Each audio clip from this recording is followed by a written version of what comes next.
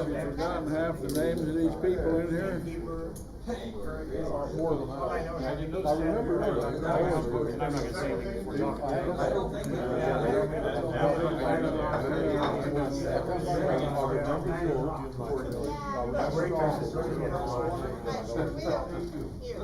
I wanna go home.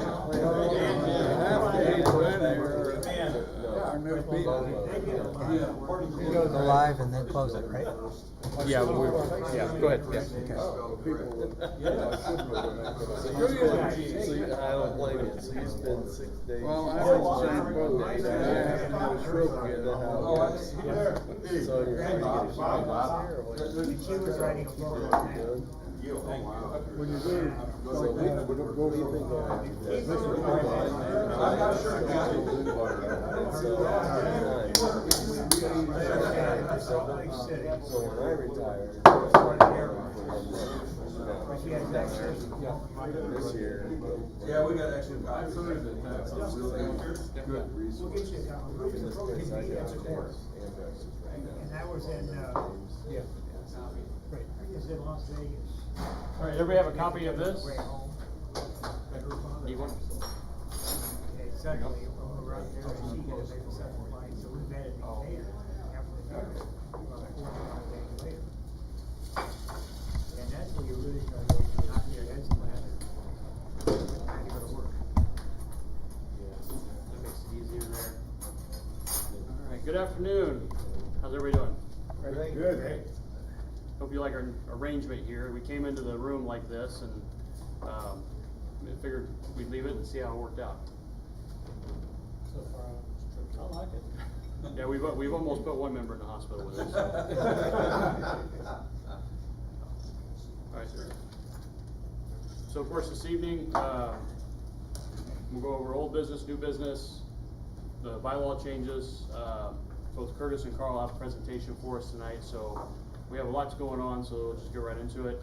The old business being the bylaws that we're gonna go over, and then the building, looking for a building, of course, talking to Sangamon Reclaim, and we also went out and talked with an organization called The Outlet. It's a nonprofit that works with boys and young men ages 8 to 22 to help give them that male influence in their life and help guide them along. They have a vision there of having something like what we're putting together for their kids to use on occasion, as well as a lot of other things. They bought St. Joseph's, the retirement home that was out there for the Catholic retirement homes. They are the organization that bought that, and they are transforming that into their new facility. That being said, that's just, we're talking with them, talking Sangamon Reclaim, and this is an ongoing effort. So if anybody here has any other ideas, knows anybody, anything comes up, please don't hesitate to say something, because it's going to be all of us as a collective trying to find a home for this potential workshop that we're trying to work towards. Somebody's going to have that. It's going to come up and see something that it's going to get us there. So please keep an eye out and don't be afraid to say anything. Talking to The Outlet was just chance conversation with somebody else who got me to the next step, and so forth. So there are no bad ideas with that. The new business, or the old business, the bylaws, we want to go ahead and get right into that. If there's any, is there any questions about the building? Okay. So the first thing, Capital Area Woodworkers bylaws, the G is there. Let's go on next slide there. Slight name change. So Bob brought this up, and then we had all talked about it. And adding guild to the end of the name. Guild meaning an associations of persons with related interests and goals. It comes from medieval time with artisans and so forth, and a lot of organizations that are into more of these fine arts use that name. Some see it as giving it a little bit more credibility than just the Capital Area Woodworkers Club. Gives it a little bit of a name. And the big thing is, though, there's a lot of cost and paperwork if we change this later. If we change it now before we submit our paperwork to the state and to the IRS, we don't have to redo everything later, so that's the reason it's in here. If there is any, right now, is there any discussion on the name part of things? Any big, feelings one way or another? I think it's a great name, and I think it ought to be that, I really do. Yep. I looked up the definition, it fits us. And like I said, it's just easier to do it now. If we did this 6 months from now, we incur a lot of costs and a lot of paperwork to do So it. we'd be right up there with the screen actors. Yeah, I guess so. Up there. Yeah, you're in charge of the board segment. So as I go through this, I'm just gonna hit on the major points that are not kind of standard or different to what we're used to, as quickly as possible, because we went through, it took us 3 hours as a committee to go through this line by line, so that's definitely not what we're here to do. We're here to go over the major points, and then you can take this home and read through it, and feel free to call or email if I didn't go over something thoroughly enough tonight, and you have a question about it later. So the first part, purpose, for education, woodworking education. Every night we're here at a meeting with some sort of education, some sort of presentation, somebody showing us how to do something. And then the charitable purpose. And at the end, I'll give you an example of the charitable side of things. So, in that charitable purpose, Article 3, Section 2, provide public education of principles of woodworking, preserve the tradition, culture, and history of woodworking, promote and appreciate the art and skills of the woodworker, and support the efforts of community organizations in the local area through volunteer woodworking activities. Membership, pretty standard. Membership dues, pretty standard. The only big change there is, as we take this online, you'll be able to pay your dues online, and it also means we do no longer need to prorate. If somebody joins in February, their dues become due in February. If somebody joins in September, and so forth. Everybody who was already a member, your dues will still be due in January. That won't change, because that's when it comes due. So that's the only unique thing there. Here, go ahead, next one. So the officers and directors, this is kind of the biggest change. So under our current organization, there is absolutely no incentive other than you want to help out the group to be in my shoes or any other elected position.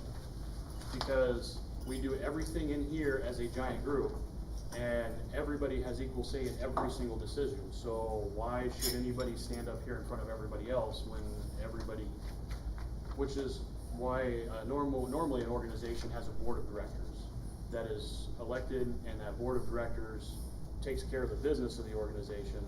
And then if you have a desire to be a part of the direction of that organization, well then that's the incentive to be up here, is to be a part of what drives that organization one way or another. So you'll see that as the biggest change to directors and officers. This also spreads the work around. As we were sitting there at our committee meeting, somebody had brought that up, and I went through it. I said, okay, let's look at this.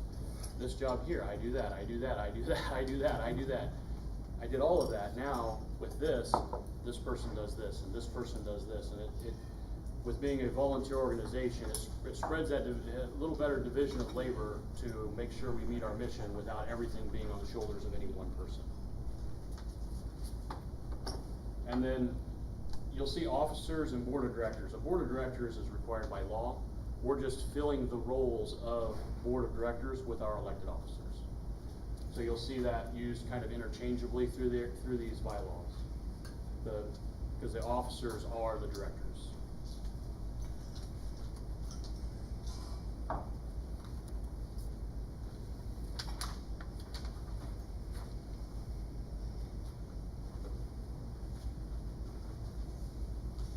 Officers are still elected by members. That's still the same. Basically, the members vote on officers, they vote on bylaw changes, and anything else that's brought up for a vote, such as the treasurer or the financial plan for the year, that's brought up to the members for a vote. Any transaction that's outside of what they've approved, over $500, has to come to the members for a vote. Those major items are still coming to the members for a vote. The board of according to these bylaws, can't spend over $500 outside of what has already been approved by members without coming back to the membership. So there are those few checks and balances in there. And then there's also the addition of a nomination committee to help fill the role. Basically, some people who get together and make phone calls to members saying, hey, do you want to help out with something, a job somewhere, to help this organization continue forward. So the 9 elected officer positions that are also to fill the director roles. President, vice president, pretty standard. The big thing is the vice president is overall responsible for safety. That's their main job in the way that this is written, because they don't have any other job other than to sit there and wait for the president to not be there so they can do that role. So this gives them a reason, a duty, a purpose worthy of having a voting seat on the board of directors. The secretary, which is required by law, treasurer, these two right here, when I started researching all this, I reached out to every single 501c3 woodworking organization across the country and emailed them that I could find in Google. Several dozen of them, and about half of them either emailed me back or called me and wanted to talk. And several of them brought up this point, that when you're trying to get your education together every month, that is quite a large task. Anybody who's done it can vouch for that. Trying to get volunteers to put on presentations, trying to find outside people. That several of them made and they use different names, but the person responsible for putting the monthly program together was a voting member of the board of directors, because their job is so substantial. And then membership officer, several brought up that when they first started, they didn't have somebody directly responsible for driving membership. And these were some of the clubs that had shops, so they really needed that membership going. And they recommended from this get-go having a membership officer, and that job is so substantial they should have a voting role as well on the board of directors, because they need to be having active recruitment campaigns, getting more people into your organization, because there's going to be bills to pay when we do have a shop. So getting people interested in that's going to be important. And then the director at large 1, director at large 2 are there to give a little bit more continuity. Those are positions that stay on for 2 years instead of 1. We'll get into that in a minute. And then immediate past president, or if you don't have one, a 3rd director at large, to keep our number at 9, an odd number for the voting members of the board of directors. And then there's non-elected board members. These are all jobs that are specific. These are all appointed by the guild president, and they're very small jobs. The first one may not seem that way, newsletter editor, because Dave has done everything for our newsletter. He has not been the newsletter editor, he's been the newsletter editor / photographer / writer / every single thing that comes to producing this newsletter. When his job should be, but it should be just editor.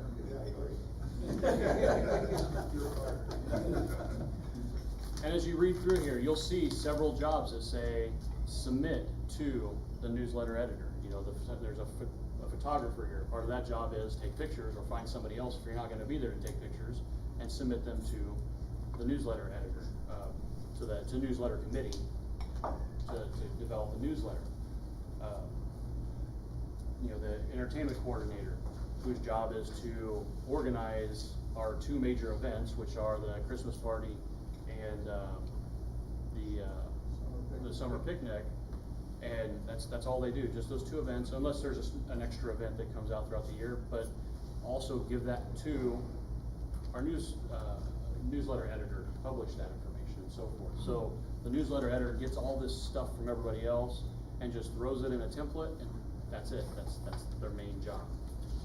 Historian, Norm has brought up the fact that we don't have a historian, but we have all this information. Things change over time.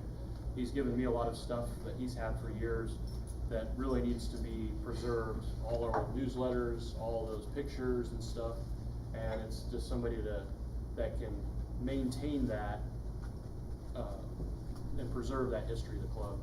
The webmaster, just making sure that the website's running, photographer, take pictures, entertainment coordinator, we just talked about show and tell coordinator, somebody who, instead of the president doing everything at the meeting every single time, that's one person who's in charge of the show and tell projects when they come in, making sure that and if you look at their job description, giving the newsletter editor a short description of those, and again, spreading that, do a little better division of labor on this stuff. Then they would introduce those show and tell projects and so forth. A charity coordinator, because part of us being a 501c3 is the charity aspect of things. And it's not just the organized charity stuff, which if you look at the charity coordinator's duties, one of them is to organize charitable events in the name of the club. So one example is I was talking to one of the directors at the zoo who said they have a lot of projects coming up that are well beyond the scope of their carpenters that they have on staff. And it would be great if there was an organization like ours who could put together a group of volunteers who are more skilled than a traditional carpenter would be to do those projects. That would be the charity side of things as a group. But if Norm goes out and helps the neighbor with a fence, that's woodworking, and he's helping somebody in the community, and then he comes back and says, hey, I did this for 5 hours, that's 5 hours that one of our members went out and helped somebody else with woodworking. That's something we can then report back to the IRS and say, this is part of our charitable, we have members, we're getting them in the community, they're doing things to help out. Or if you go and help out at the mission once a month where you build desks, those hours can also count towards our organization as our charitable purpose. We're helping the community with different things. So the charity coordinator would be the one that you would tell that to. They would compile that, give it to the newsletter editor for publication, and then also to the historian to keep track of. So to be a 503c3, do we have to report to the IRS like annually and say we're doing charitable things? Yes. And if we're not, does that go against us? Yes, we have our charitable purpose, they prove that charitable purpose, and we just have to show that we are contributing to that charitable purpose. Most of that is education, which we do every single meeting.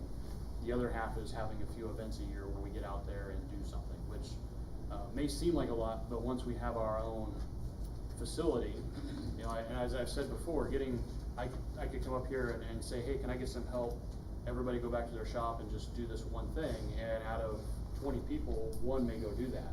But if I say, hey, anybody wants to come to my shop this Saturday, I'm doing this for charity, can you come over and help out? I might get 10 people that show up just because they all want to be there together for the camaraderie part of it, and just to get out of their own shop, get somewhere else, and do those things. So having our own space to do these different charitable activities, we're going to have a lot more participation in them.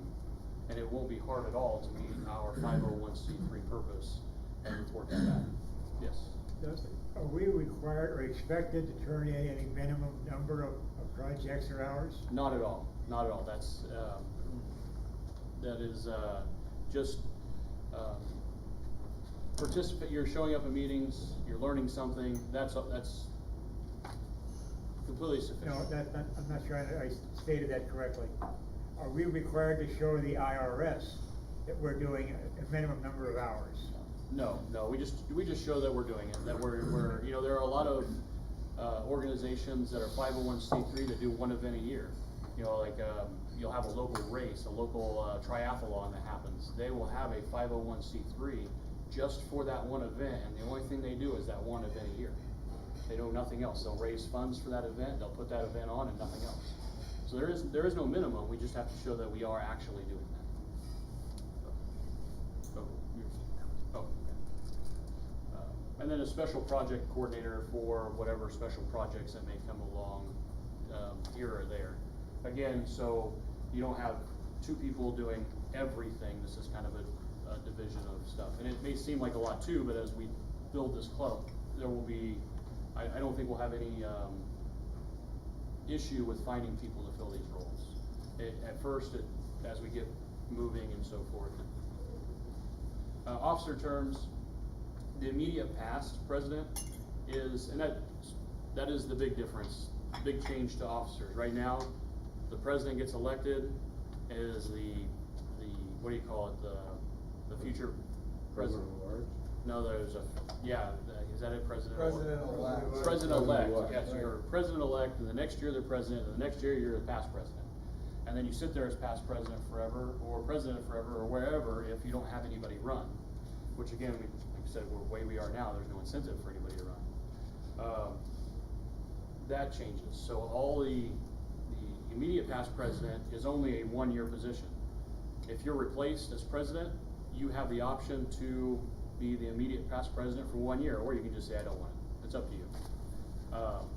But you cannot be the immediate past president for multiple years because you're only the immediate past president for the immediate year you were. Then the directors at large, which are 2-year positions, to help have some sort of additional continuity on the board. There's a director at large 1 and a director at large 2 that are elected for 2-year alternating at alternating intervals, or if they're a 3rd director at large, if there is no immediate past president. And that may sound complicated, but it allows us that continuity, and it also allows us to have those 9 voting members of the board. So if you've got 2 directors at large, you've got continuity for 4 years. Sort of, yeah. And then because they're staggered. correct, yeah. And then you have it's also in there for director at large. You can do 2 consecutive terms as a director at large, and then you can't do that for at least 1 term, and then you can come back. That also helps prevent people from sitting on a board for years and it just basically being controlled by the same small group of people. And it doesn't do everything to prevent that, but it does help that. Go back to the director, and then everyone else. So the president, vice president, treasurer, secretary, all those other positions are 1-year positions that are voted on every year. And then next. So the different types of meetings, your general membership meetings that happen like we are here right now. January through November are your general membership meetings for the education side of things, for the program. There, you won't have the big difference there is you won't have the business side of things in the beginning unless there is some sort of business to be brought up to the membership, such as, hey, we need to spend more money because we broke a saw and that's not in the budget. As it would be an example of that. So it'd be coming into the meeting and getting right into an educational program, which hopefully soon will be in our own shop where that education program can be, hey, there's a saw in front of us and he's showing us how to do something. That's kind of the goal of where we want to get with our meetings. And then there's an annual meeting that's required.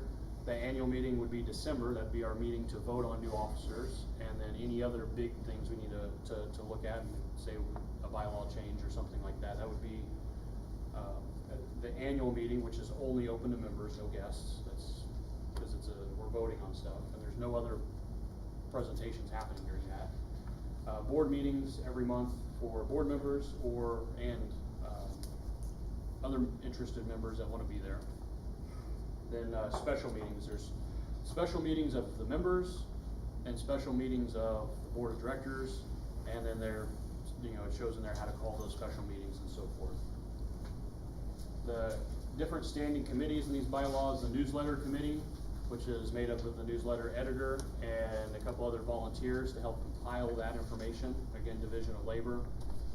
Finance committee, the treasurer heads that up along with other volunteer members to come up with what's the word for a budget for the next year that would be presented to the members at large, all the members to be voted on. The nomination committee, which that's another one that it was an Illinois law, believe it or not. That's, as I've described before, to find people to fill these roles for the next year. So we need good salesmen there. Anybody up for that one? Special projects committee, and then other committees as needed. But these first 4 are listed there specifically. The fiscal policy, which I should be following through with this with you guys, and I'm not.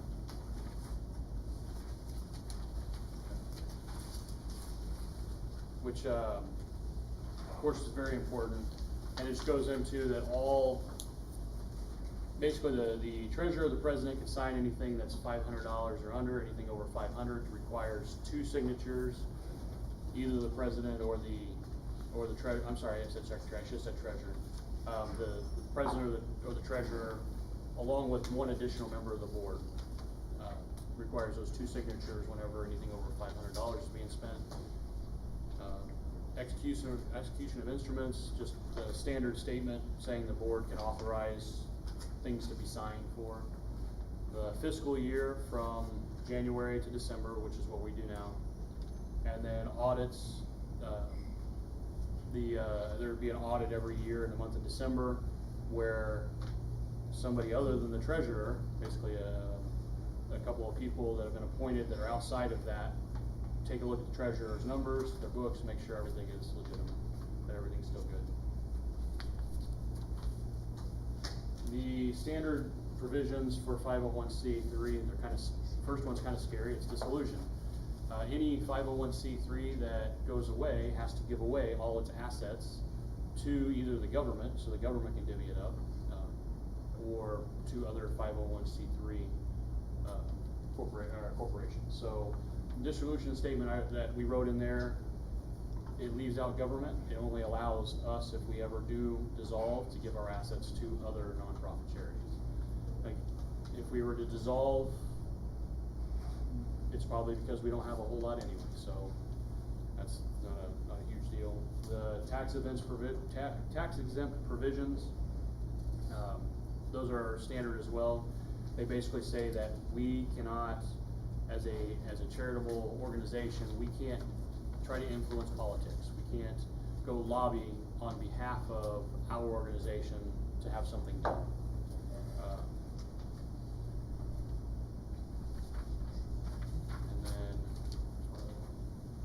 And then the other standard one is the remuneration. We can't benefit from what we take in as a club. All what we get in donations and payments for fees for classes and so forth, we cannot personally profit as club members on that money.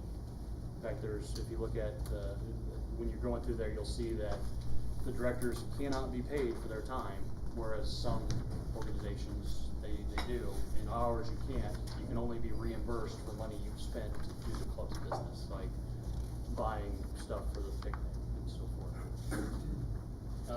I put this on there because it's something that's it's in the miscellaneous on the last page, but it's the website software that we're going to be using generates a membership card. So when you log in, you can go to membership card and print it off if you want. And the reason for that is as we look out for sponsorships, some of those sponsorships might be 10% off for club members, stuff like that. So this is a way to show that you're a member of this organization. But I did want to mention that here to you, because as you're reading that, it's like membership cards. When do we ever have that?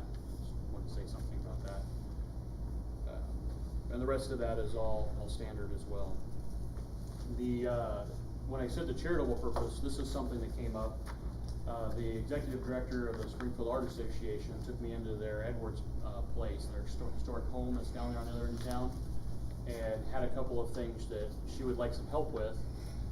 It's a good example of if we already had our shop, this would work great, because in this case, this is the servants' quarters up in the attic, and that is a skylight into the second floor of this historic home.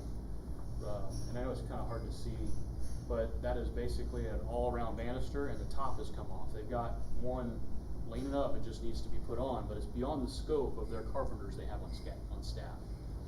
It'd be nice if we already had our own facility, because we could remove that whole thing, bring it in, have a group of volunteers together, refurbish that, and take it back and put it on, because that does come right off around the skylight. But they're kind of needing this done sooner than later. So I did want to bring this up as an example of charitable work, but also at the same time, if anybody is interested in helping out with this, please let me know.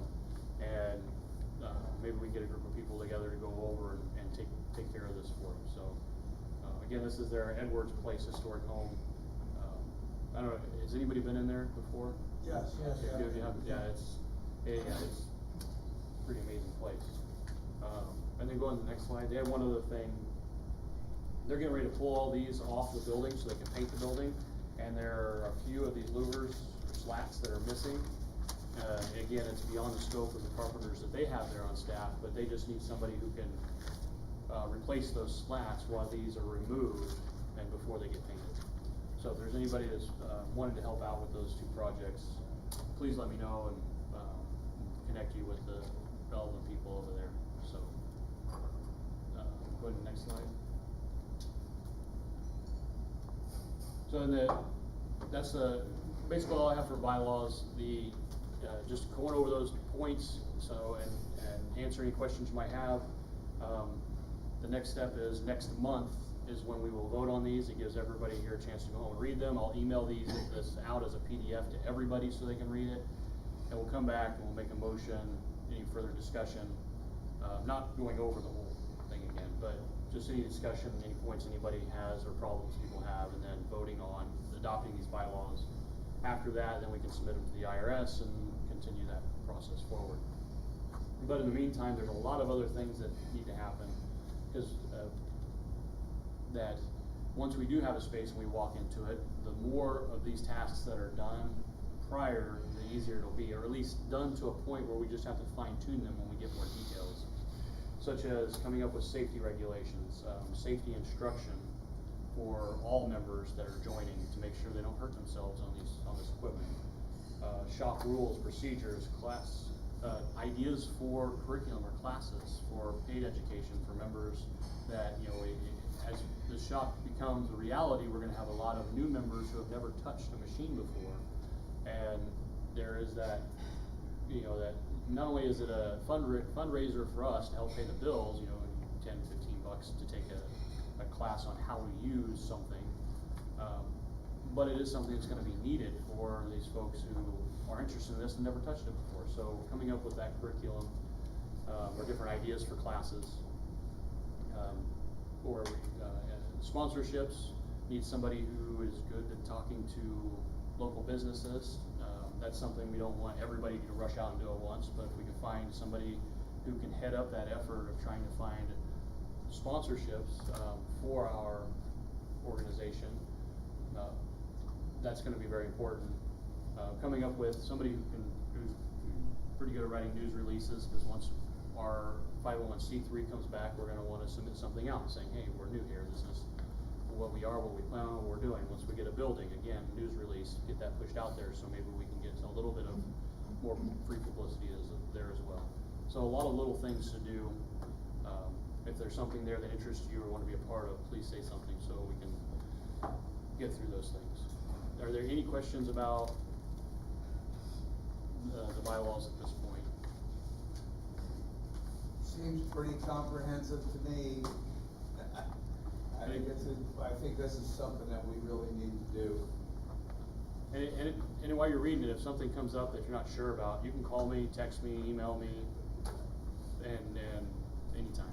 That's no problem. So have we had bylaws in the past? We had a constitution. It was about 3 or 4 pages, and then another 6 or 7 pages of the Roberts rules that have been cut and copied over. Yeah. And they were kind of vague. They didn't really spell out everybody's job very, definitely not to this detail. And they were contradictory. So, it'd say, well, we elect people in, December, but then we go and elect them again in January. It was just, so they needed to be fixed anyway. This just takes them to the next level, so that way we can submit them to the IRS. If Yes. we go to the workshop, do we have to amend any of this, or are we covered enough that we can establish that without having a new set of amendments or changes? So that's a really good question. It's something I spent a lot of time thinking about. There's a lot of things here that, it's very vague, like membership dues and so forth, and they're vague on purpose. It allows us to use a standard operating procedure for those details. Like expelling a member, it talks about how to get rid of somebody in here that's been messing up. And we may come across somebody that, because of their behavior in the workshop, should not be a part of this organization. But these bylaws are very general in how to get rid of somebody. So our standard operating procedure that we'll come up with on the side can have those more detailed, hey, this is what's gonna happen if you have a safety violation. We're gonna refer back and use that process to get rid of it. So then there could be, maybe we need a dedicated safety officer, maybe that's something that needs to be in here. We won't know until we have a shop and have had it for a while. But amendments are relatively easy to do, especially when you're not messing with your charitable purpose. As long as you're not messing with the charitable purpose in there, it doesn't take much for that to come back approved. But I really don't think that I could probably throw out 1,000 what ifs that could cause this need to be changed. However, going forward with what we're trying to do, I don't think we're gonna have to do that right away. We will definitely have to do it eventually, just like any other organization that grows and so forth. But I don't think we'll have to do it as soon as we get a building done. Any other questions? Yes.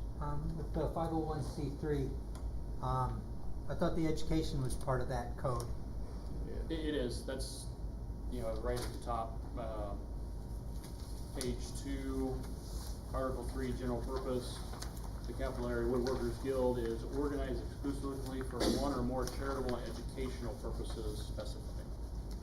And then when you get into our specific purpose, education is number 1. Yeah, but I meant 501c3. I thought that E was in that. I guess not. No, it's just 501c3, and then it's IRS code 501c, and then subsection 3 is this type of nonprofit. When we went to visit Champagne Workshop, they are organized as a 501c7, which is a club, not basically a private club. The VFW is another 501c. I don't remember the subsection they're in, but that's where those numbers come into play. Any other questions, concerns, comments? Real quick, there's one other thing I forgot to say because I wrote too quick. And the other new business is the Christmas party coming up.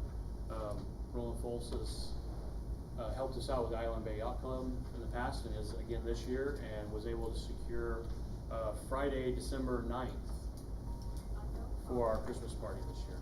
So stay tuned for details on cost and time and so forth later, but you can go ahead and get that in your calendar for Friday, December 9th.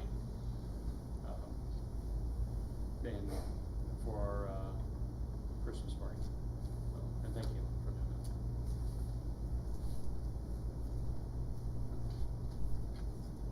That's all I've got. Who's next? Carl, I think. Carl has a presentation for us. Nothing trivial, according to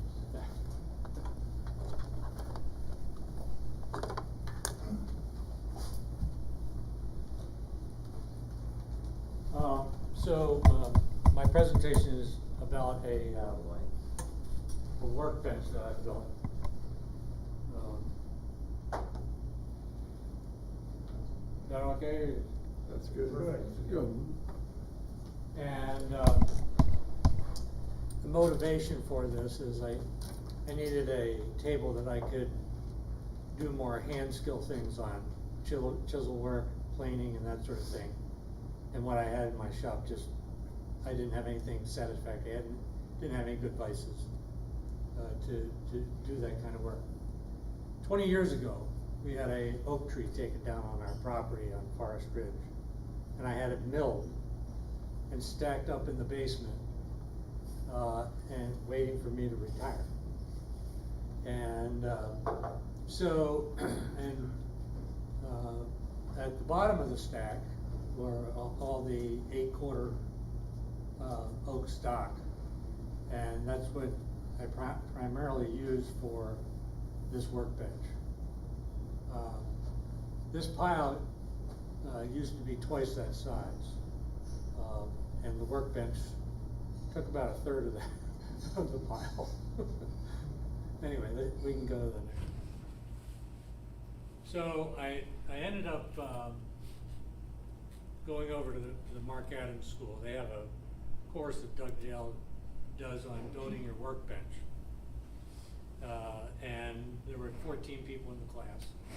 And I just had here some of the essential tools that you need for building a workbench.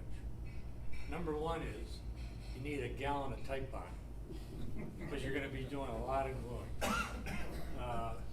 Number two, you need a foam roller to roll the glue on the boards that you're going to be putting together. Putting it on, and there are silicone spreaders that you can use too, but you need a paint tray to put the glue in. So when you get started on this, it's just a lot of gluing. Here are some lag bolts. You need that to attach the top to the frame. Because of the difference in expansion of the tabletop and the frame, the top needs to be secured only in a couple points to allow for that expansion. And that's done with lag bolts, putting lag bolts from the frame up into the tabletop. And then the other thing on this is a little jig that I'll show you how to use that later. And that was for drilling holes in the top of the workbench for the purposes of bench dogs. So next slide. So here I am over at Mark Adams, and this is the first time that the frame is coming together. The way I constructed this, some of these are done as mortise and tenon. I have bridle joints where basically what I ended up doing is making these uprights out of 3 pieces. Actually, no, 4 pieces. So when I glued them together, the outer 2 pieces went up, and then the inner 2 pieces didn't go up quite as much. And that allowed a slot for the bridle joint to put in the cross piece. And one of the things that was complicated in the design of this is I wanted a side vise and an end vise. And so with the end vise, you need to have a space for that vise to operate through. Now, one option is just to have a big overhang, which I didn't really like that choice, but that's one of the classic ways benches are made. The big overhang where the end vise is to accommodate for the apparatus of the end vise. Or you can drop the frame down in that area so that you've created a slot for the end vise, and I'll show you some pictures of it later. The way these cross supports were applied, and there's going to be basically bolts that go through into there. We cut a hole in the side of it, and that bolt goes through and goes into a cylinder that's threaded. And I think they call these bench bolts, but I can't quite remember the name of it. But that's how the cross supports were all locked into the bench. It also allows you to take the bench apart if you ever have to move it. And the top of this bench weighs about 450 pounds. And then the frame itself is probably another 200 pounds, something like that. So to be able to, you can't move this whole thing. If I ever have to take it apart and move it, I take the lag bolts out, take the top off, I can disassemble the frame and reassemble it in its new location. Okay, next.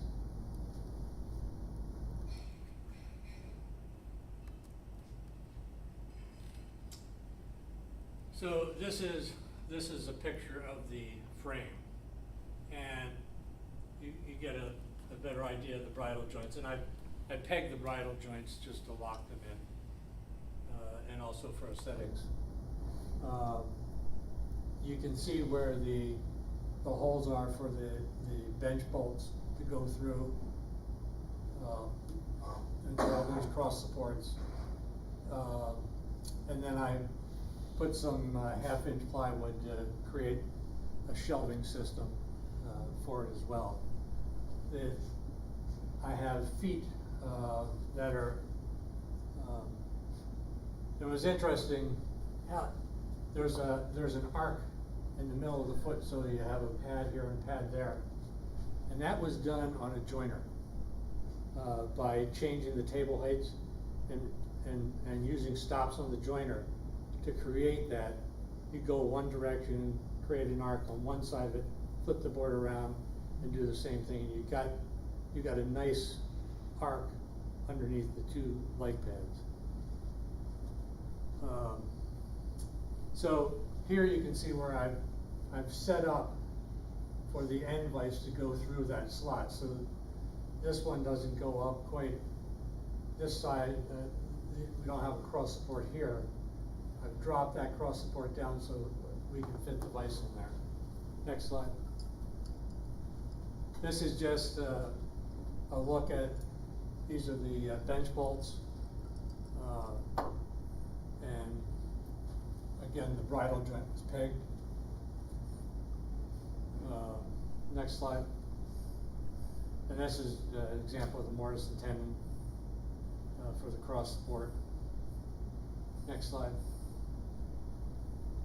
These are the, that I was talking about. These are the bolts with the cylinder that's threaded, and that bolt goes through. You create a hole in that cross support. You drill into that, and then that locks the whole thing in together. And I got ours from Rockford. I did a couple other things that just for the heck of it, rather than just having one wood for the top. I like to use mixed walnut in with oak. This is some of your walnut, Ralph. Is it? Yeah. And so one of the things, so when you put an end cap on, you know, you have to, the tabletop's gonna swell, and the end cap can't be locked in. So what I did is I dovetailed the end of it, and that's just slid in. And it's not locked in, it's not glued in. So the table can expand in and out of that dovetail. So how'd you make that? I did it on a router table. I did some of it on a router table, and some of it I did with chisels. There's something else. I'll have a better view of this. This is going to be a French cleat to hang a little tool caddy on. So you chiseled out that tail, huh? Yeah. Wow. And most of it was done, you know, on a router table. A lot of it, the last little part of it wasn't. You know, the walnut piece was cut on the bandsaw. Oh. But it's the end cap that was the harder part to do. And here you can see, this is a cross support. You can see this hole here, and that cylinder, the bolt goes through into that cylinder. So the tricky part of that is actually drilling the end of that, drilling the hole into that to allow the bolt to pass into that. And you know, you can't do that on a drill press. You can't stand that thing up, do it on a drill press. So it has to be done by hand. And I'll show you one of the drill bits that we use to do that with. Next. I think I put this in, this is a table that I did, and this is again an end cap problem of having to be able to accommodate the swelling that's going to take place this way. And so this is a domino, and the slots here are bigger than the dominoes. And progressively go that way, so as the table swells, the domino can slide in those. You don't have to glue these things in, but, so the same, I use the same idea here with the end of the workbench. Is the center glued permanent? The center is glued permanent, that's the only one that's glued permanent. All the others have to slide. And, sort of what I did toward the end here, there'll be a peg that goes through there, and it goes into this, but it's an oval shaped thing, so that the peg can slide in that oval. You know, if you build stuff with laminate and MDF, you don't have to worry about this, but if you're using solid wood, you in fact have to worry about this, otherwise your piece is gonna get blown apart. Next slide. Okay, these are called wood owls, and these are unbelievable. These are auger drill bits, and I have never seen anything cut as nice a hole as these things. My instructor over at Mark Adams let me use his set to start with, and then I got my own because I was so impressed with how well these made a perfect hole. And in fact, when we were drilling for the bench bolts, when we drilled the end, we used these drill bits to drill the end of that, you know, with a handheld power drill. We just used these out and made a perfect cylinder down there. Next. This is those auger bits. I'm using it to drill. I put a dead man on the front of this bench, and you'll see that hole, but this is, I'm drilling all these holes for bench stocks for the dead man. That piece I can do on the drill press because it lies flat, but there are other parts that you can't use your drill press to drill the tabletop. It's 450 pounds and 6 feet long and 30 inches wide. Next. So this is this little jig I made, and it's just a board and it's about a 2-inch block on top of that, which I drilled a perfectly perpendicular hole on the drill press. I put a secondary board under here so that I am good when I butt this up against the side of the bench. I'm drilling the same distance in all the way down, and I'm using one of those wood out bits to do this. Next, and that's just the process of doing that. And all these holes were drilled that way. This just gives you a look from the underside of the bench toward the end. This is the end vise, and I had to create some additional supports here so that I could end up using the lag bolts to secure the frame to the tabletop. But and this ended up being the trickiest part of this whole process, is getting that thing fit in there and making sure everything worked well. Next. So I use these vices.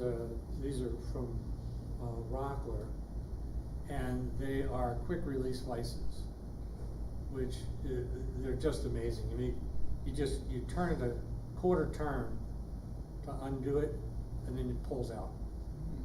And when you go to put a stock in, quarter turn, push it in, and then you start turning clockwise, and it secures it. I mean, these are just great vices. The other thing I did with these is I lined them with leather so that it would hold the pieces better and not damage the wood when you've got it in the vise. And that was Doug Dale's suggestion to do that. And So, you put those on just with, tight bond wood glue. But he said the one thing you need to be sure to do is put a piece of wax paper between them when you clamp them down, because otherwise they'll stick together. Some of the glue will penetrate through the leather, and then the thing will be stuck together. So, oops. And this is the tool caddy, and it's on this rail, which is cut at a 45-degree angle. It's called a French cleat, and there's a similar 45 there. And so this thing slides along the length of the workbench. So that I didn't want to make the tool caddy go the whole length, because maybe there's a project that I want to extend across the bench, and I don't want that tool caddy to be in the way, so that can slide back and forth. Do you ever catch your hip on it? On the tool caddy? Yeah. No.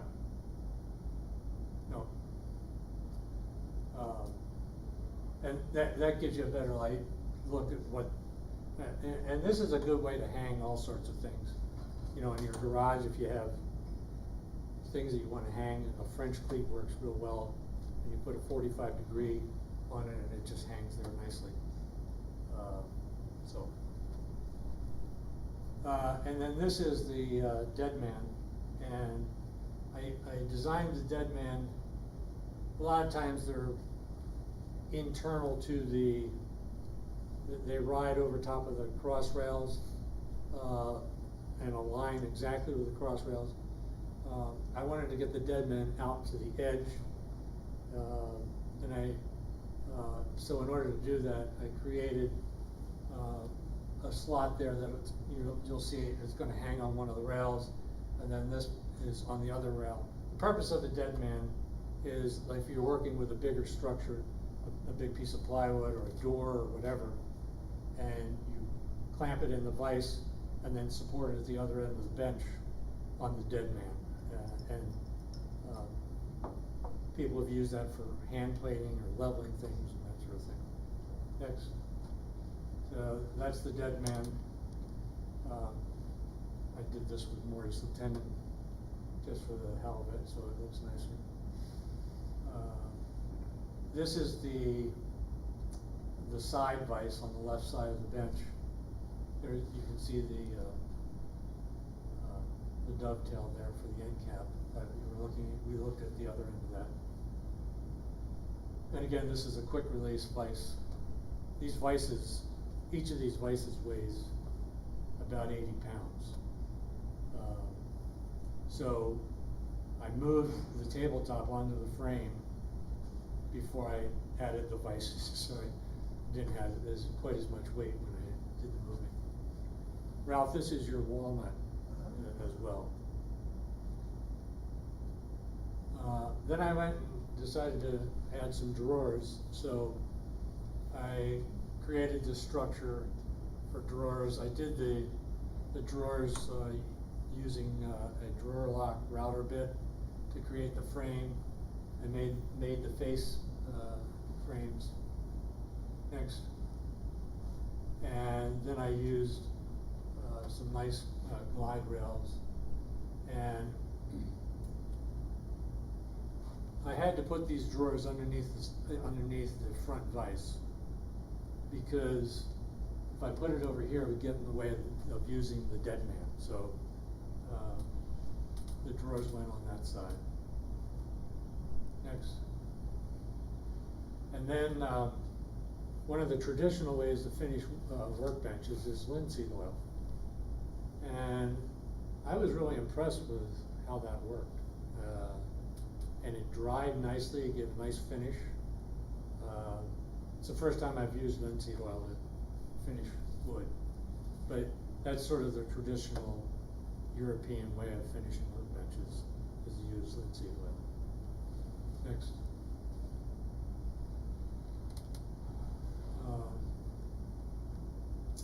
I'm not sure what I was showing here. This is the front vise. Yeah, with the drawers. And the drawers underneath it, yeah. Okay, next. Oh, this is it. I wanted to, this is a video, and I just wanted to show you how that worked. just turn it a quarter turn and pull it out, which was really kinda neat. What's the tabletop size? It is 72 by 30, and the table height is 34 and a half, which is exactly the table height of a saw stop cabinet saw. So the idea was, you know, to have this, my goal is to get a saw stop cabinet saw and have this at the other end of it, so, you know, as I'm sliding boards, I can just go right off my table. It's gonna be at the same height as the saw stop, table height. Was this your design? Yeah. Well, the first thing, that Doug did before we got there, he sent us out a couple books. And so you just started looking at books and all the, you know, people have been building workbenches for 500 years.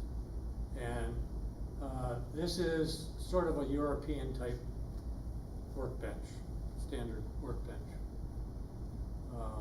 And, you know, I had to decide what dimensions I wanted it to fit into the space in my workshop. And then it sort of evolved from there. We didn't have a specific plan to follow.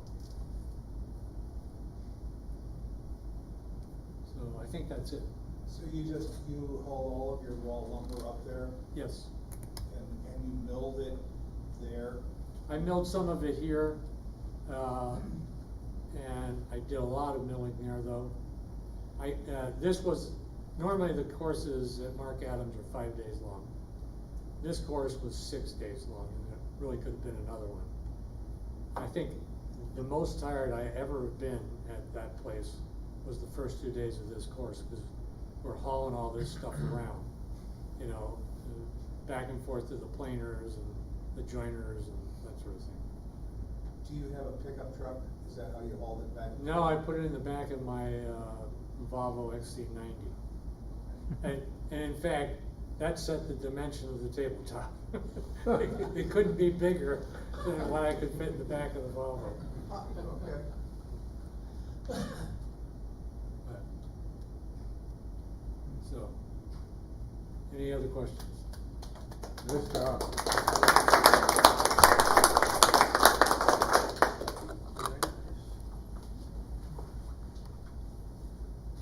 Get the lights. Thanks.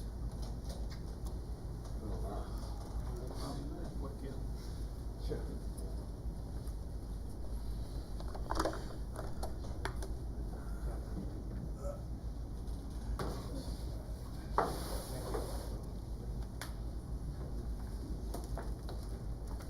So I stand here and make it, are we broadcasting tonight? Yeah, we're broadcasting, but Stand here? just a minute, I gotta. Okay.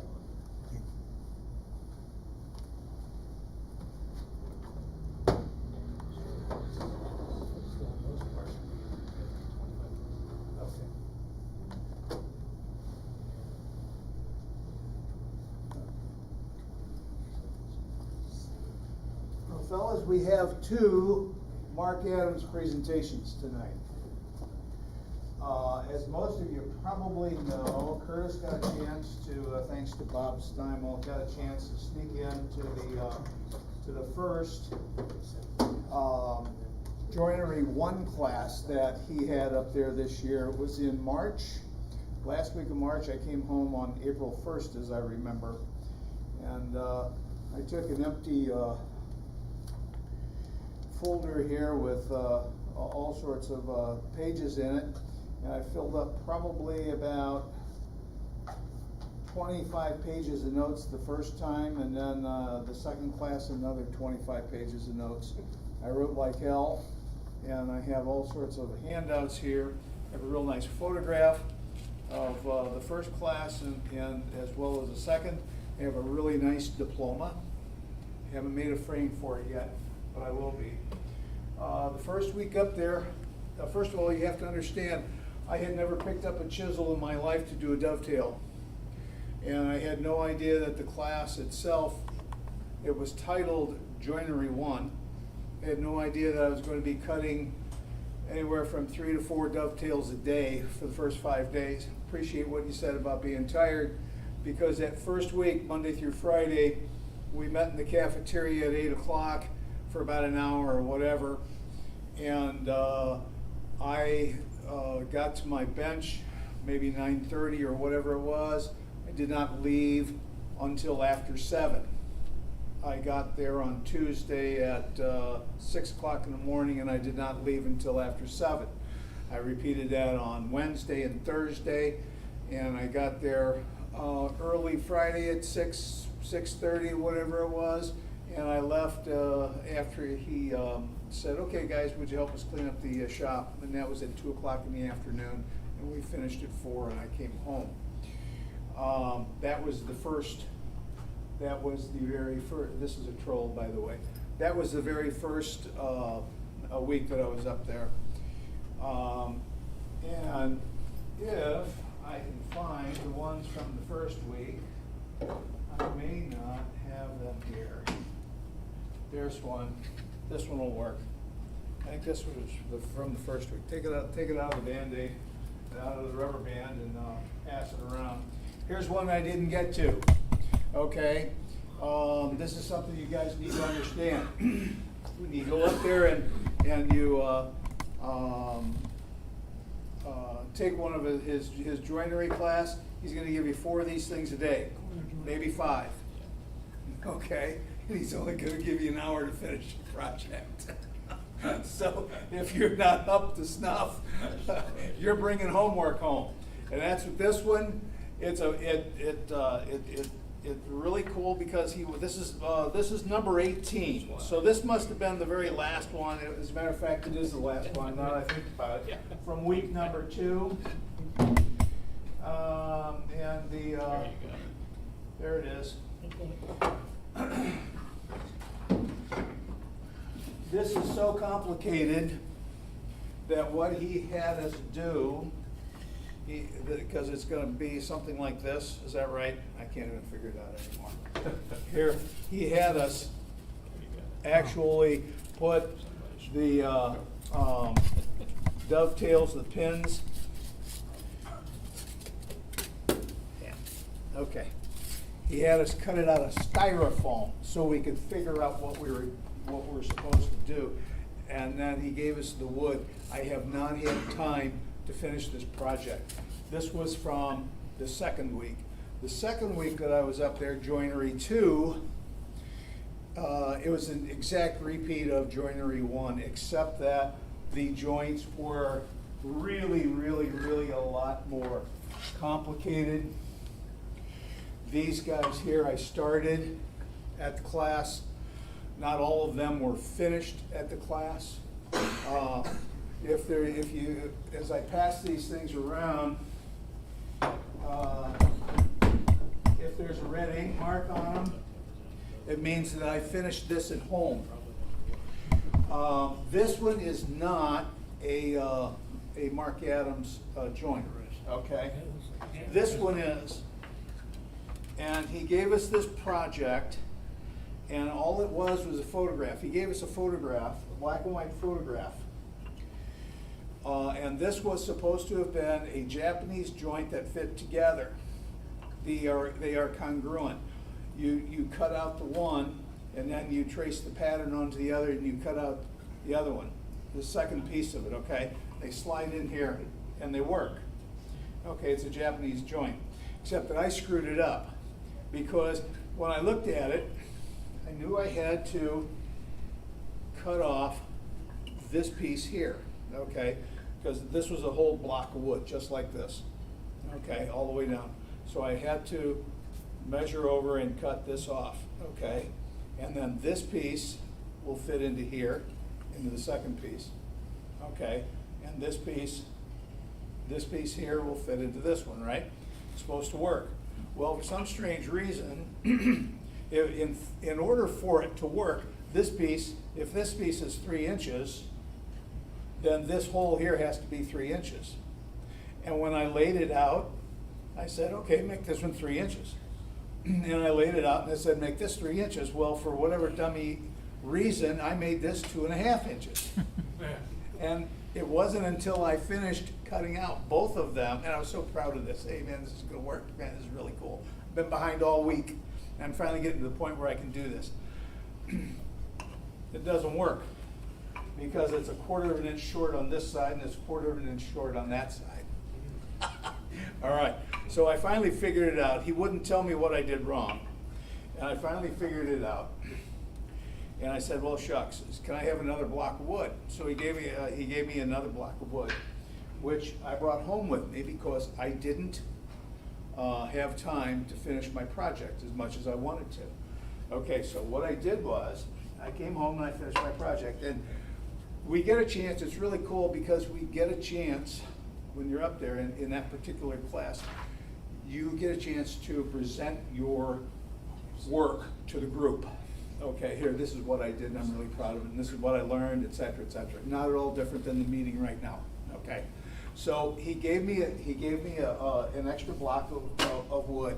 The first thing I did with it was I cut it in half for 2 reasons. One is I didn't want to do as much hammering out and hogging out as what I would have had to have done if I would have left it fat.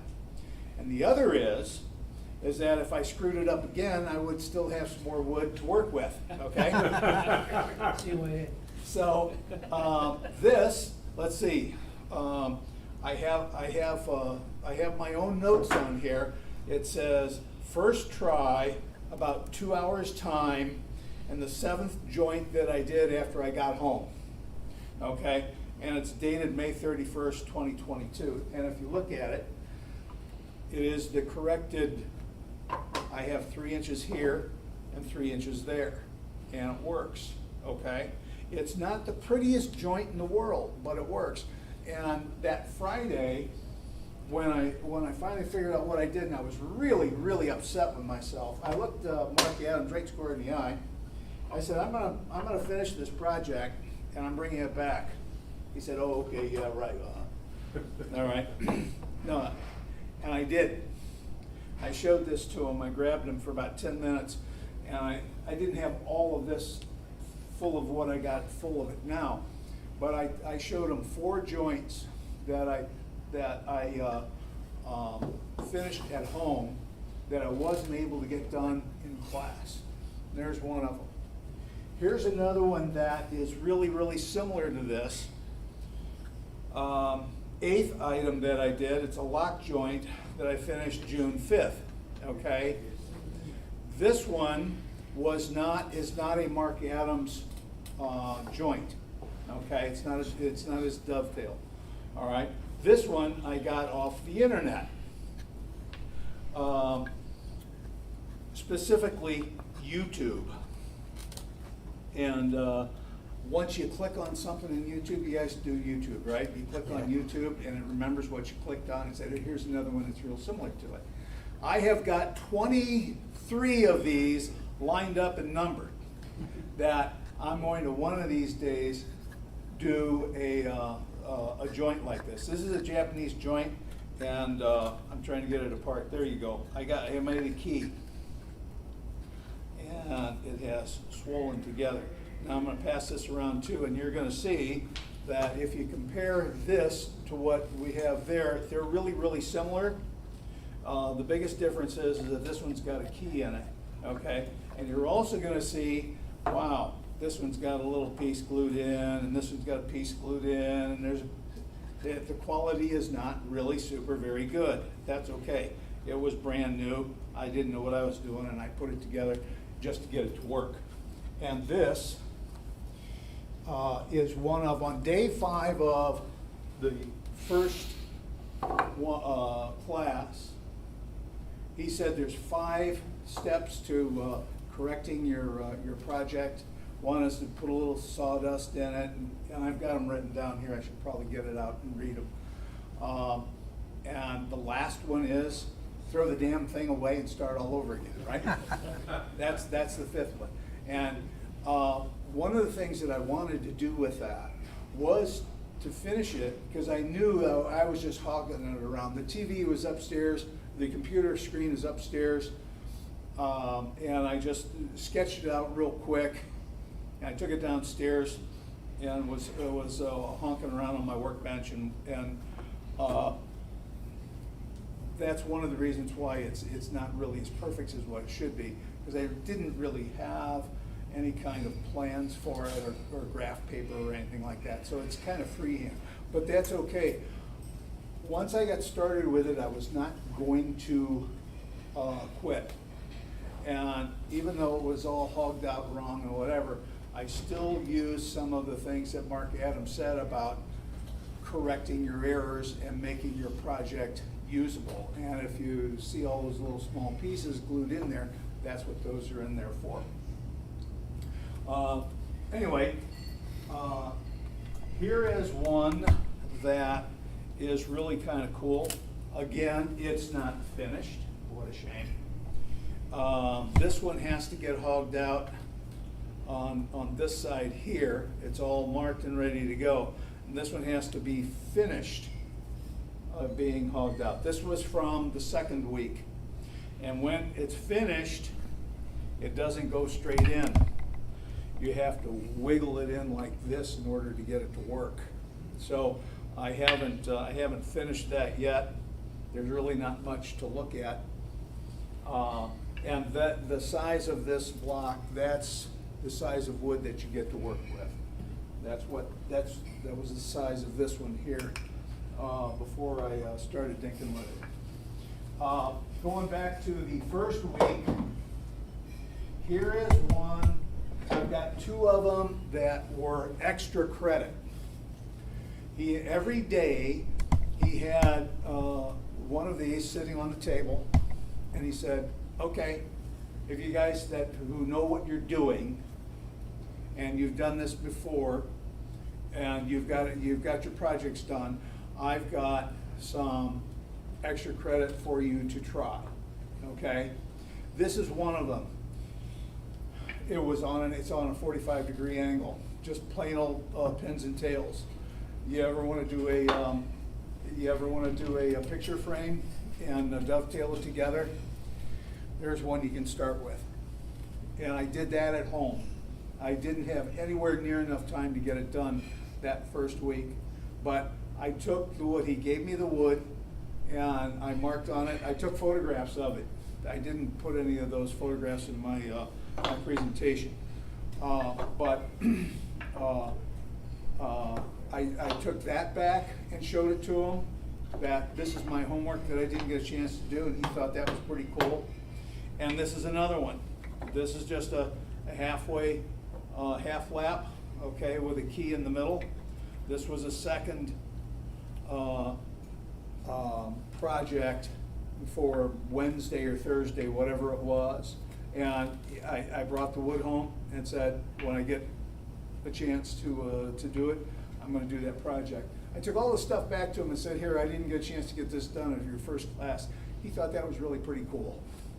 So there's all sorts of other ones. This one here, if I remember correctly, was from, this was from the second week. And it goes in like this, and it actually fit when I finished with it. I think the wood is swollen up a bit. But you can take this part. I've forgotten what he called this. But that was one of the more advanced dovetails that we had in the second week. Here's the one. Boomerang? Sorry, what? Boomerang. Oh. Here's one that he has a Hall of Fame, he calls it, the Hall of Fame. The best joints hammered out by a human being with a hammer and a chisel get put into his Hall of Fame, okay? And there was only 10 of us in the class, and he gave us the 2 blocks of wood, and then he's got a big manila envelope there, and there's a photograph of one different joint, and each class attendee will pull something at random, and you have to do that joint by yourself. And if your joint is better than this, that's in his Hall of Fame, quality-wise, then you get to have your joint put in the Hall of Fame. Okay? Now, I took these two pieces of wood, and this piece was on the end of here, and that piece was on the end of here when I started with it. And I did not do my dovetail. I didn't do the angle on the dovetail sharp enough, and it just falls. Oops! It just comes loose. What a bummer! Isn't that a shame? Okay, so I knew that wasn't going to work. So I cut the ends off, and I started doing it again. And this was number 15. This was the 15th joint we did in week number 2. So I just cut the ends off and used this new end, okay? And I didn't get it finished because I spent so much time doing this, and then it didn't work. But that's okay, because I still have the pattern here. I still know what I'm gonna do. Next time I go back up there, I'm taking this up there with him. I said, it didn't make the Hall of Fame, but damn it, I finished it. Okay? And so there, and that's it exactly. Okay? And there's one other thing. I looked for my T-shirt. Damn it, I couldn't find my T-shirt. Doug Dale and I conglomerated on a 2-piece mortise and tenon, and Paula and Susie, his wife's name is Susie. They came in and they judged the best mortise and tenon, and Doug and I won first place. So I got a T-shirt as a prize, and I couldn't find my T-shirt. It's stuck in my T-shirt drawer somewhere. I was going to show it to you. It just says Mark Adams School on it. And so this one I'm really kind of proud of. I did the tenon, he did the mortise, and this is hand cut out, by the way. We were not allowed to use machines. He's got a mortise press. Okay, we were not allowed to use that. So we got that as our as a prize. Here's another one I didn't finish in week 2. It's angled. And the more of these things we did, the more complex that he threw at us.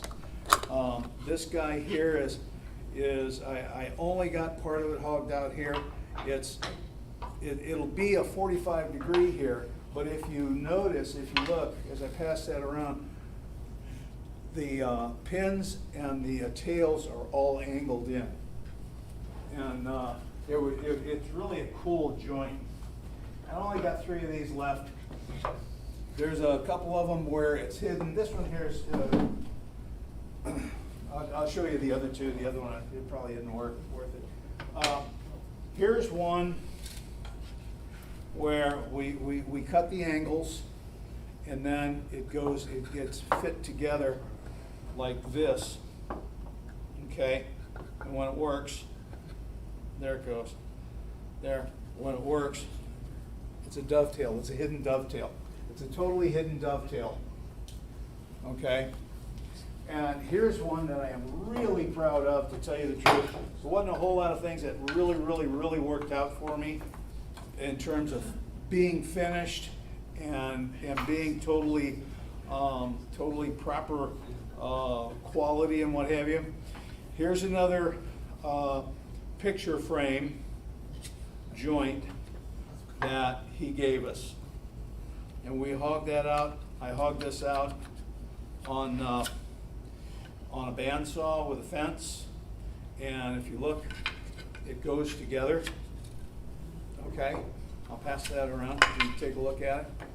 Okay, and you can use that as an idea for a picture frame, and it's really pretty cool. Other than that, I've got some picture frames that I've been working on.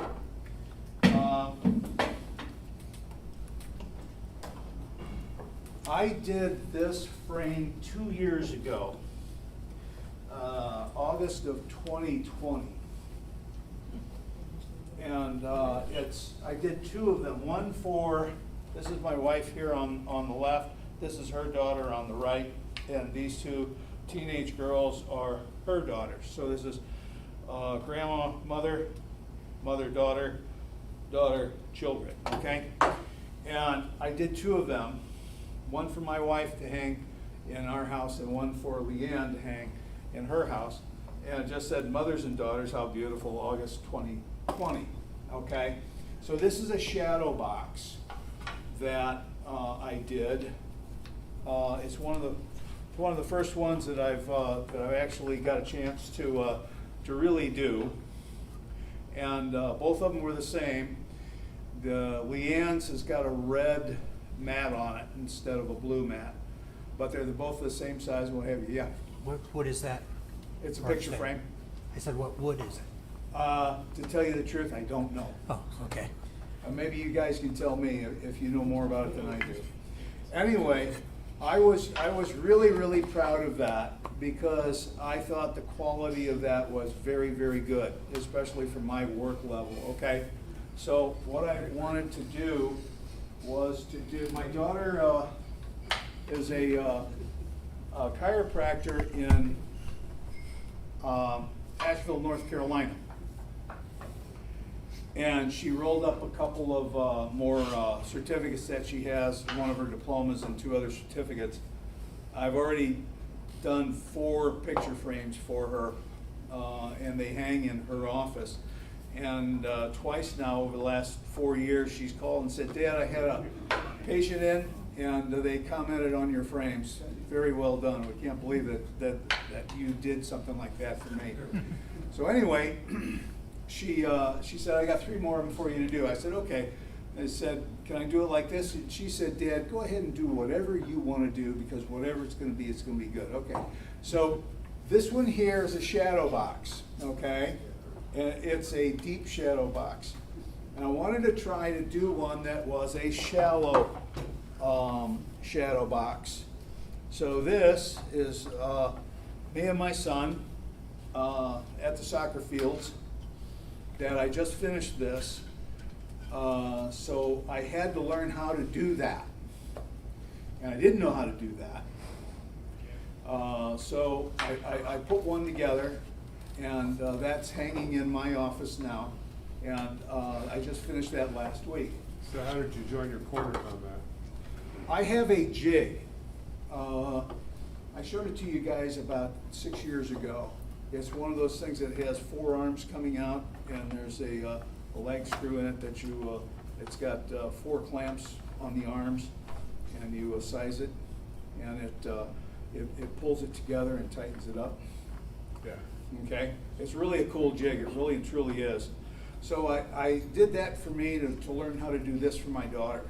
And I got a chance, Bob came over and we were working with my brand new planer that had never been used. And I cut up some wood that I bought at discount from that place that went out of business 2 years ago. And this is just, it's not finished yet. I still have some sanding and fine work to do on it, okay? But I pulled this out of my jig this afternoon. So there's still a little bit more hogging out on the inside to do. And it's not going to have a mat when I'm finished with it. It's just going to have a piece of glass in there and the certificate on that. I'm going to leave, I left that unstained, and because that was one of the things I asked Molly. I said, do you want me to paint it? Do you want me to stain it? What do you want to do? She said, just do what you want to do. So I thought I would try to get one that is unstained. And she's got 2 of them. This is all work in process. Here's the rough wood for the next frame that I'm going to be doing. Okay, because I don't have that one. I'm not finished with it. A month from now, I will bring these 3 frames, these 2 back, as well as one more that I'm going to do for her diploma. Okay, and I'll show you guys the finished product. All right. is everything except for 5 photos I wanted to show you guys. Okay. Can you show the photos? Yeah, you're gonna have to help me because they're not numbered how you have them, so. It doesn't make any difference, there's only 5 of them. Okay. But I thought you guys might want to know. Ann and I were on vacation.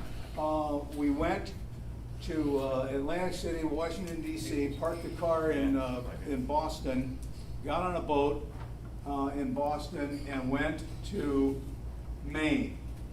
And I've forgotten where the hell this is. This is a troll. This is a real live little girl. And this is the size of the troll. They have 5 of these in this nature park, someplace in Portland, Maine, I think it was. Someplace in Maine, wherever it was. And it was really, really cool because you just walked around this nature preserve and they had a butterfly house and flowers and a bee apiary or whatever they're called. And they had 5 of these things. And they're made out of scrap wood. It was a club like this that whoever it was said, hey, would you build this for us? And I only put the one photograph up there, but it's all made out of 2x4s or whatever, ash, walnut, blah, blah, blah. It's glued together or wood screwed together. It makes it look like he's got a little coat on there. His hair is all up in the air like that. Craftsman guys, just like us, okay? Don't want to show that to you. Okay, next one. We were in Florida in February, and we went to a art gallery that one afternoon. We didn't have anything to do, and it was this guy here. There is a tree that grows in Hawaii. I've forgotten the name. I think show me the next slide for this. They should be back to back. There's an artisan that did this. Yeah, if you can read this. Does anybody know what that special tree in Hawaii is? Whatever it is, no one is allowed to cut down one of these trees. If the tree dies, they can cut it down and you can use it for wood. I've forgotten what the name of that tree is, but go back one. This frame that was on the wall at this art gallery that I went to go see is made out of that special wood. And that little bit, I think he said something like that little bit of wood cost him $200. And the only reason why he wanted to do that was because it was made out of this really special wood. So it's a very unique painting. I mean, I wouldn't mind hanging it on my wall. I wouldn't mind working with the wood, but I don't know, for $200 that's probably a little bit too much. But I thought you guys would get a kick out of that. Okay, one more slide. Okay, Curtis, this is from the first week at Mark Adams. I'm sure you all recognize him. He got really, really frustrated and exasperated with me because, like I told you, until I went to that school, I had never picked up a chisel in order to make a dovetail. And I had no idea that I was supposed to keep both hands behind the chisel. And the first time he said, Curtis, you're holding that chisel wrong, you're going to cut yourself. Second time he said, Curtis, I told you once already, you're going to cut yourself. The third time he had to tell me that, he didn't tell me that. He went over to the first aid kit and got a box of Band-Aids and brought it back and put a box of Band-Aids on my work table. So I said, okay, that's fine. I'll tell you what, let me take your picture with the Band-Aids and I'll show it to the guys. Okay. And then the last one here is, this is the second week. You guys ever seen a one-armed guy hammer out a dovetail with a chisel and a hammer? That's what he's doing there. He had the rotator cuff surgery, and his arm was in a sling that whole week. His arm was in a sling for 6 weeks. And he's still carrying on with a hammer and a chisel and hammering this stuff out, teaching people how to do that. Isn't that amazing? Okay, I'm done. Thanks, guys. Sorry, I didn't mean to take up that much time. It's all good. Real quick, I forgot when we started, guests. Jeff Chandler Senior from Washington, moved here A month ago, tomorrow. And he's a fellow woodworker. Good to be here. Thanks, guys. Good to meet you. Real quick, the Christmas party, bylaws next month. Keep looking for buildings. And then Bob Fox, he couldn't be here tonight, but he's still working on getting that building cleaned out. So if you want to help him out, please give him a call. He's still got quite a bit there. He's trying to get done with his, and at the same time get his wife back and forth to doctor's appointments and so forth. And any help is much appreciated over there. And the last thing is make sure to leave a tip for, oh, go ahead, sorry. Curtis, is it a banyan tree or a koa tree? I don't know, I completely forgot. Probably koa. Okay. And then for those of us who went to Mark Adams this year, he's gonna send out next year's schedule this week or next week, and you can look at it.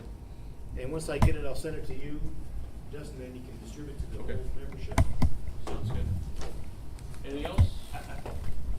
Just a question. What kind of square footage are we looking at?